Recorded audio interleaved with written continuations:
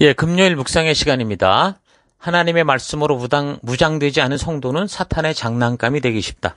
하나님의 말씀으로 무장되지 않은 성도는 사탄의 장난감이 되기 쉽다. 자, 이런 제목으로 이제 2021년 1월 첫날 우리 하나님의 말씀 계속 묵상하며 살펴나가도록 하겠습니다. 자, 2020년을 마무리하고 2021년의 새해를 시작하는 이번 주간 우리는 예수 그리스도의 오심과 성령 하나님의 강림으로 하나님 나라가 실현되는 이 새 언약의 교회가 형성되고 성장해 가면서 벌어지는 그런 사건들을 통해서 하나님께서 이 백성들에게 나아갈 바를 알게 하시고 믿음의 언약 백성으로서 행할 바와 하지 말아야 될 것들을 알게 하시는 이런 사실을 우리가 살펴오고 있는데, 그런 중에 부르신 소명에 따라 어떻게 살아야 한다라는 걸 알매도 불구하고 예루살렘에 머물면서 머뭇거리는 삶을 살고 있었던 그 교회에 이제 스데반의 죽음을 계기로 큰 박해가 일어나는 그런 것까지 우리가 지금 살펴오고 있죠. 계속되는 그래서 8장에는 그런 스데반의 순교가 폭발점이 돼서 이 유대 교도들, 그동안 예수님을 중심으로 뭉쳐있는 사람들을 큰 눈에 가시처럼 여겼던, 예수 믿는 사람들, 나사렛파를 그렇게 미워했던 그런 유대 교도들이 예수를 믿는 성도들, 이 교회를 노골적으로 이제 핍박하기 시작을 하는데, 이제 사울이라는 이 사람이 앞장서 박해하기 시작한 겁니다. 그러니까 세상에는 여러 가지 차별과 박해의 역사가 있죠. 각 민족 속에. 그런데 종교 박해의 역사를 보면 다른 그 어떤 전쟁이든 어떤 이유로서의 그 비참함과 잔인함 이런 거보다 이 종교 박해는 정말 잔인한, 정말 비교가 될 수 없는 아주 잔인한 그런 이 흔적을 남기는 그런 역사 기록들을 볼 수 있습니다. 이거는 신의 명령을 따라 행한다고 생각하기 때문에 자비라는 것은 전혀 없습니다. 오직 분노에 가득 찬 잔인함만 가득 차 있죠. 그러니까 유대교도들이 예수를 믿는 사람들을 잡아다가 어떤 고통을 주었는지 나오지는 않지만, 성경에 구체적으로 적지는 않지만, 신의 이름으로 행하는 이런 일에는 더없이 잔인함이 극에 달했을 그럴 상황으로 우리가 볼 수도 있을 겁니다. 그래서 그 박해로 인해서 예루살렘 이 종교 도시에 있었던 그리스도인들이 다 각 지역으로 도망칠 수밖에 없었던 거였죠. 성경의 기록으로는 사도 외에는 다 흩어졌다 할 정도입니다. 8장 1절. 사울은 그러니까 스데반이 죽임당함을 마땅히 여기더라. 그날에 예루살렘에 있는 교회에 큰 박해가 있어 사도 외에는 다 유대와 사마리아 모든 땅으로 흩어지니라. 도망갔다 그 말입니다. 그러니까 이 상황에 대해서 3절에서는 이 유대교도들이 교회를 아예 싹 쓸어 없애버리려고, 이왕 이렇게 된 거 이거 완전히 뿌리를 뽑자, 이런 식으로 했다라고 전하고 있죠. 근데 이런 최악의 상황이 어떤 상황을 만들었습니까? 교회를 정말 파괴해버리고 끝장을 냈는가 하면 그렇지 않고 오히려 이 복음이 폭발해서 더 멀리 퍼져가는 그런 에너지가 되는 놀라운 결과를 만들게 됩니다. 비록 복음을 들고 이게 자발적으로 나간 건 아니지만 심한 핍박이 시작되니까 핍박을 피해서 이 예루살렘을 벗어나서 온 유대와 사마리아 지역으로 확장되기 시작한 거죠. 그래서 오히려 이런 일의 결과로 인해서 예수님께서 이미 말씀하신 대로 그 역사들이 그 말씀대로 이루어져 가는 것을 볼 수 있습니다. 사도행전 1장 8절에 예수님께서 제자들에게 그랬잖아요. 예루살렘과 온 유다와 사마리아와 땅끝까지 이르러 내 증인이 되리라. 되어라가 명령이 아니라 되리라, 어떻게 될 것이다라고, 어떻게 보면 이거는 예언 같은 거였죠. 근데 그 일들이 바로 여기 8장 1절. 1장 8절에서 그렇게 말씀하셨는데 8장 1절에서 그 말씀대로 이루어지는 것을 볼 수 있습니다. 되어라, 이거는 제자들에게 하는 명령이지만 되리라, 이거는 예수님께서 그 일의 주도자가 돼서 결국 제자들을 그렇게 세우시겠다라는 그런 뜻이잖아요. 그러니까 이게 하나님의 열심이라는 겁니다. 성경에 보면 이런 하나님의 열심이 가득 차 있습니다. 우리를 향한, 우리를 포기할 수 없는 하나님의 그 열심, 바로 그게 이 모습인 거죠. 근데 정말 성도들에게 최악의 상황이 될 수 있는 바로 이 박해 때에 그 일을 성취하게 하신 겁니다. 그래서 꼭 사도들만 가서 복음을 전하는 게 아니라 예수를 믿는 모든 성도들, 예루살렘에서 피한 모든 성도들이 복음을 증거하는 증인이 되는 거였죠. 도망자 같았으나 그들은 오히려 그것을 통해서 선교자, 하나님의 복음을 전하는 전도자가 되는 그런 상황이 된 겁니다. 목사와 교사, 성도들은 서로에게 주어진 달란트가 다를 뿐이지 우리 모두는 전도자로 부름을 받았고, 그러니까 빛과 소금으로 부름을 받았고, 그래서 하나님의 진심을 전하는 사명은 다 똑같습니다.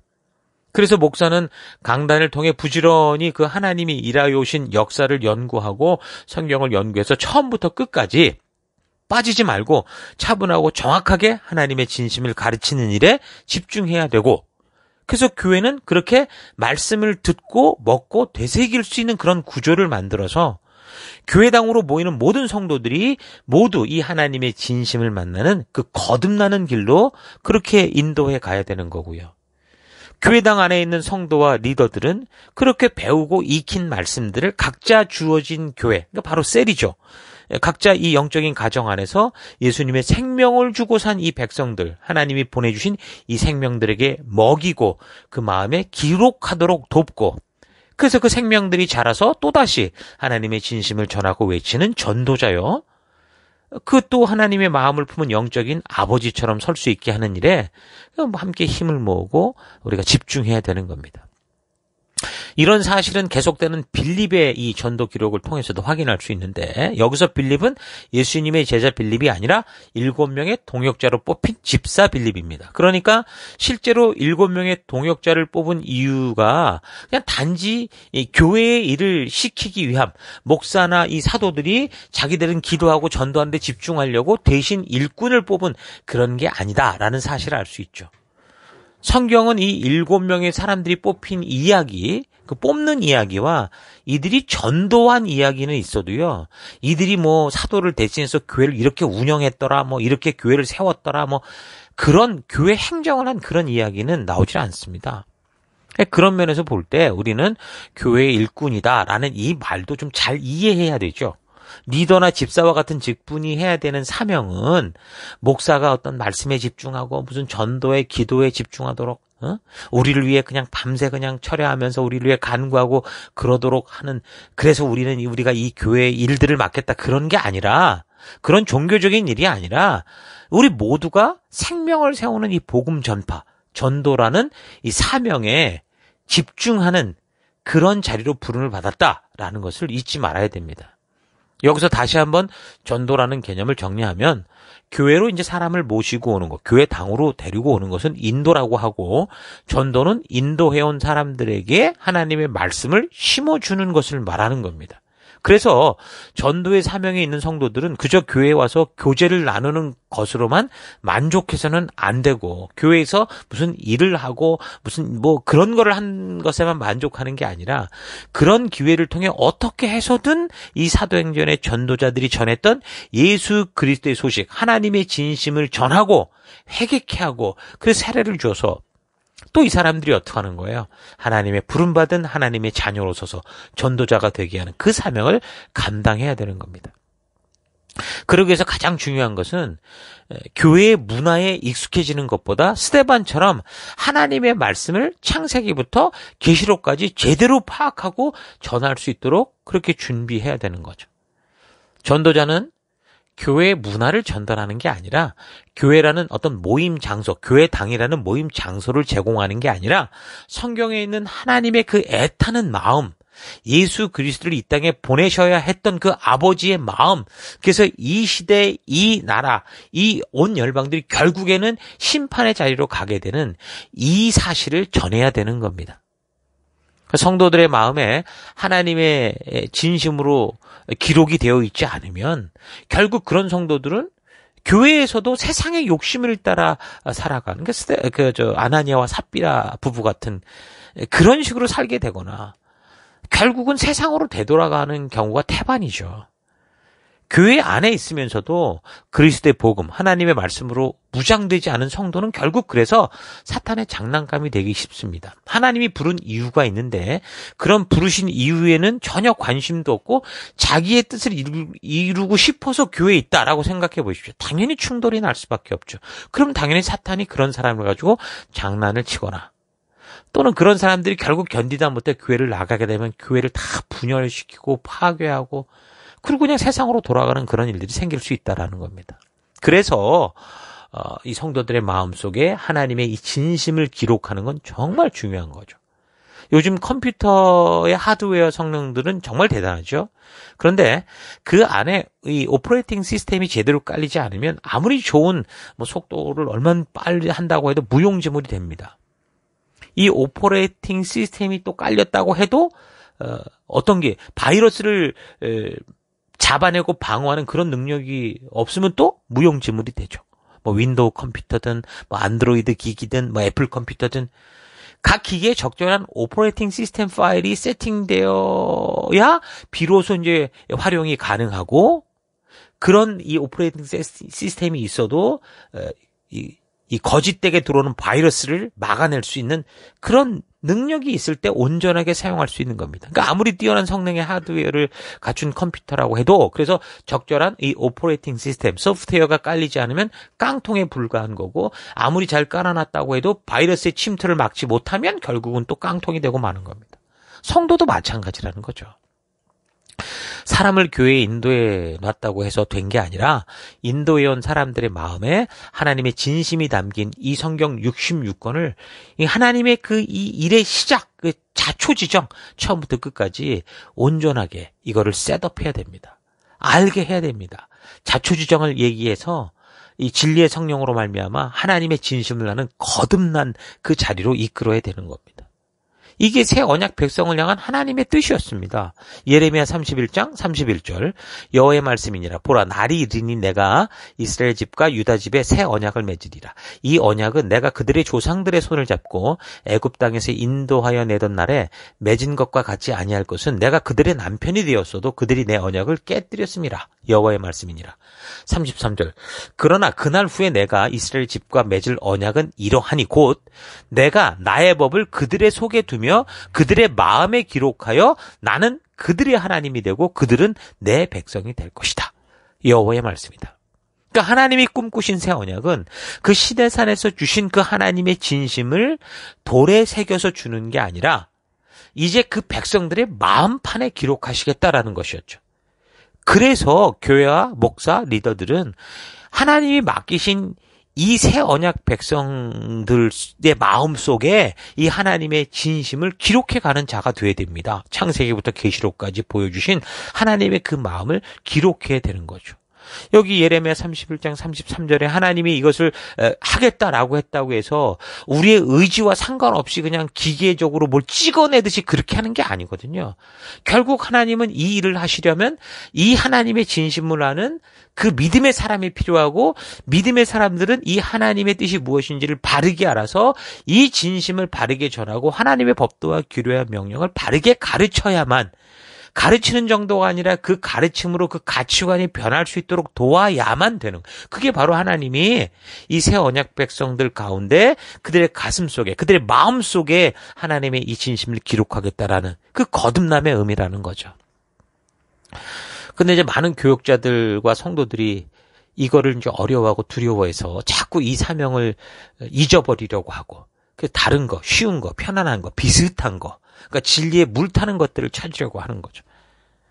당연히 진리를 거부하는 사람들에게는 불가능하겠지만, 정말 그리스도의 사랑을 경험했고 벅찬 감격에 있는 사람들에게는 하나님이 이 명하신 이 말씀을 옮기는 일은 이게 어려운 일이 아닙니다. 너무 쉽고 당연한 일이 되거든요.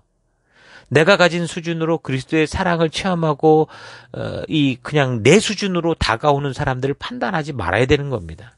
아이들에게도 이거 이해 못하겠지 해서 중학생, 고등학생이 다 되고 대학생이 됐는데도 그저 쉬운 것들만 성경의 이야기 이것저것 뜯어다 가르쳤다가 결국에는 아무런 이 성경의 가치관도 없이 세상에 나갔다가 그냥 세상의 가치에 다 휩쓸려가는 그런 일들이 생기는 거 아닙니까? 이게 참 심각한 겁니다. 물론 말처럼 쉽게 사람들의 마음속에 하나님의 이 진심이 심겨지는 게 쉽지는 않겠지만, 그래서 그게 우리의 능력으로 하는 게 아니라고 그랬잖아요. 그것도 성령께서, 하나님께서 저들의 마음에 파도를 쳐주실 때, 그래서 회개하고 뭔가 터닝 포인트가 돼서 정말 하나님의 말씀을 받아들일 마음이 확 열렸을 때 어떡하라는 거예요? 그냥 우리가 바르게 이 하나님의 진심을 온전히 전해라.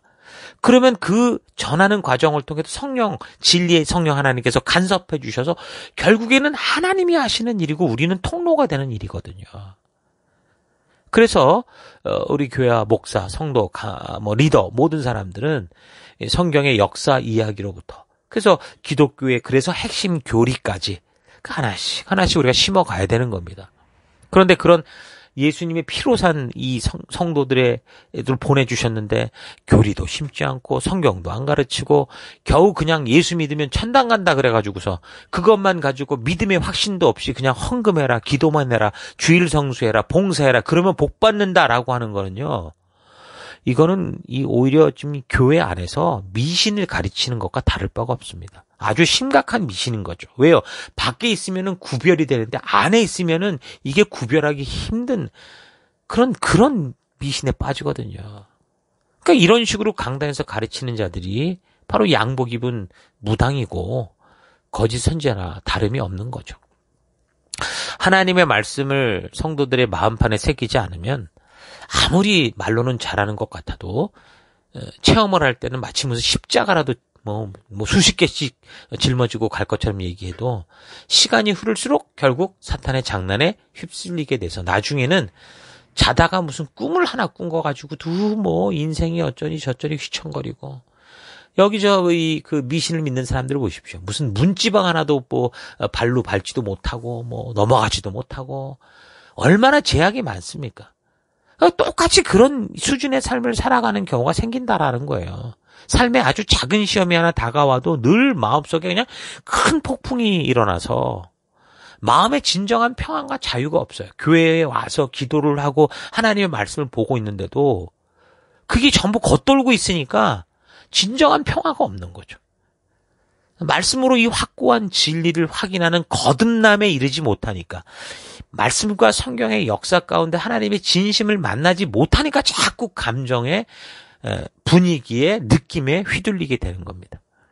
그러니까 사람을 교회까지 데리고 온 것은 인도한 거지 전도가 아니라는 걸 일단 기억하십시오. 그렇다고 뭐 인도가 필요 없는 거냐? 그렇지 않습니다. 이거 중요한 전도의 시작이죠. 인도를 통해서 세상의 교제권에서만 살던 사람들을 어떻게 하는 거예요? 우리 하나님의 말씀, 그 진심을 들을 수 있는 성도와의 교제, 그러니까 말씀의 영향력 안으로 데리고 오는 겁니다. 연결을 하는 겁니다. 그래서 인도해온 사람에게 하나님의 말씀을 제대로 심어주는 것이 바로 새 언약 가운데 있는 성도와 교회들이 반드시 해야 될 일이고 우리가 존재하는 목적이죠. 그래서 성도의 교제라는 게 뭐냐? 세상처럼 해서는 안 되고 세상에서 하는 그런 교제를 흉내내서는 안 됩니다.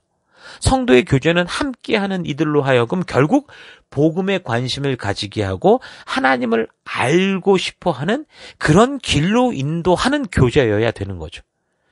그런데 세상을 흉내내고 술 마시고 뭐 음식만 먹고 세상의 유흥만 즐긴다면 그 하나님을 알 수 있는 교제권에 온 사람들이 예수님의 피로 겨우 생명을 건져서 보낸 사람들이 어떻게 하나님의 말씀에 관심을 가지고 하나님이 부르시는 음성을 들을 수 있겠습니까?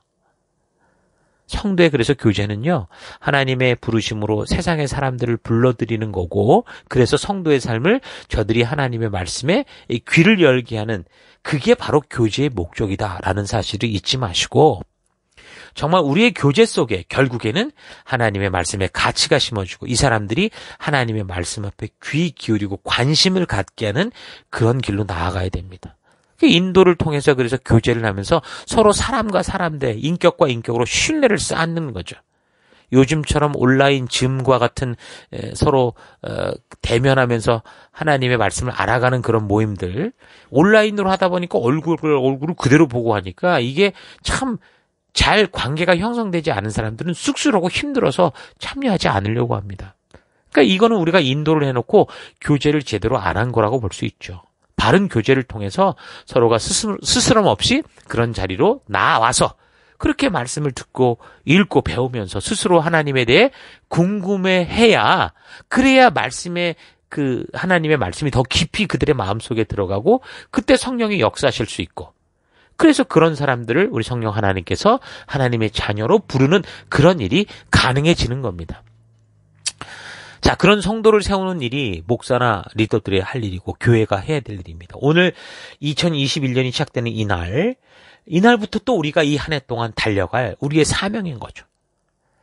인도하는 것은 누구나 할 수 있지만 사람을 인도하는 것으로 끝나는 게 아니라 그들과 신뢰의 관계를 쌓고 그 신뢰의 관계가 쌓여졌을 때 그 안에 주의 진리, 우리 하나님의 진심이 들어갈 수 있게 하는 그런 길로 나아가십시다. 그래서 진짜 전도는 성실하게 하나님의 말씀을 심어가는 거다라는 사실을 잊지 마시고 어느 순간 사람들이 변하고 이렇게 뭔가 삶에서 되돌이키는 그 회개가 있을 때 그게 전부가 아니라 그게 이제 복음을 전하는 기회다. 그래서 우리가 꾸준히 심어가는 그런 어떤 기회로 삼고 또 그들을 그래서 그리스도의 그런 이 셀 같은 이 교제 안으로 하나님의 그 이 가족 안으로 끌어들여서 그래서 그들과 함께 복음을 심어가는 그런 사명이 우리에게 있는 거 우리 잊지 않았으면 좋겠습니다. 자, 오늘 하루 나는 우리 주님이 부르신 그 소명을 따라 전도인의 삶을 제대로 살고자 하는지 아니면 단지 나의 만족과 유익을 위한 신앙생활을 하고 있지는 않은지 좀 깊이 있게 되돌아보십시다.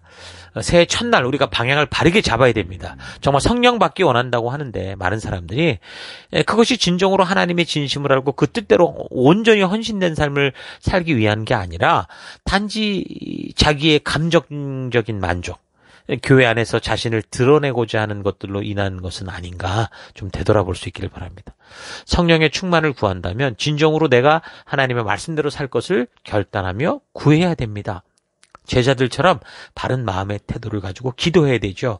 사도행전 4장 29절 주여 이제도 그들의 위협함을 굽어보시옵고 또 종들로 하여금 담대히 하나님의 말씀을 전하게 하여 주시오며 그러니까 전도인의 담대한 삶을 그들이 그 핍박 속에 네 하나님의 진심을 전하는 담대함을 주십시오. 그렇게 구하고 있는 겁니다. 부끄러움 없이 담대히 우리 하나님이 행하신 그 놀라운 일을 전하는 자가 되기 위해 그래서 성령을 구하는 겁니다. 기도하는 겁니다.